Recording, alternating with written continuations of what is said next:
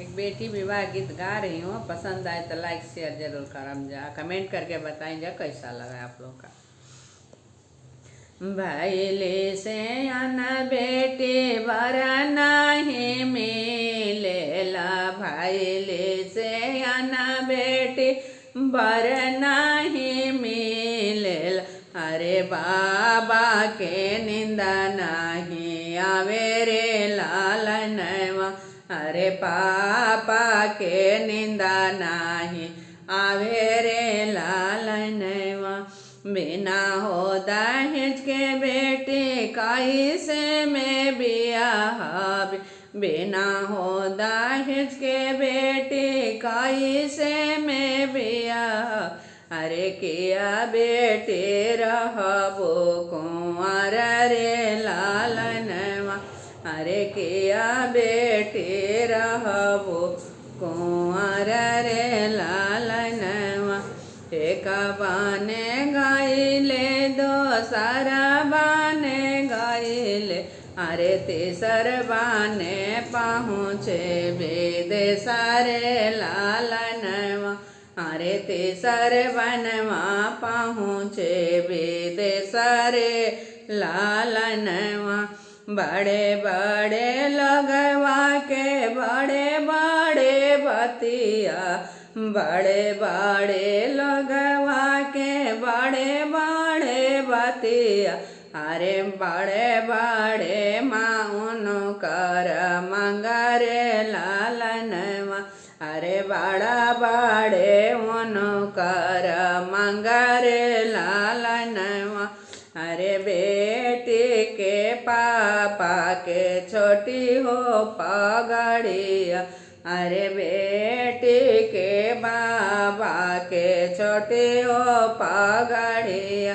अरे रोवेले दोनों हाथा जोड़ा रे लालनवा, अरे रोवेले दोनों हाथा जोड़ा रे लालनवा। बिना हो दहेज बेटी कैसे हम बियाह, बिना हो दहेज के बेटी कैसे हम बियाह। अरे मोरा बेटी रही है कुंवर रे लालनवा, अरे मोरा बेटी रही है कुंवर रे लालनवा। मांगेले हाथी हो मांगेले घोड़ा, मांगेले हाथी हो मांगेले घोड़ा। अरे मांगेले चारा पहिया गाड़ी रे लालनवा, अरे मांगेले चारा पहिया गाड़ी रे लालनवा। अरे बिसला खाओ पर से दाहे जरे लालनवा। आवरों में मांगेले अनाधाना सोनवा, आवरों में मांगेले अनाधाना सोनवा।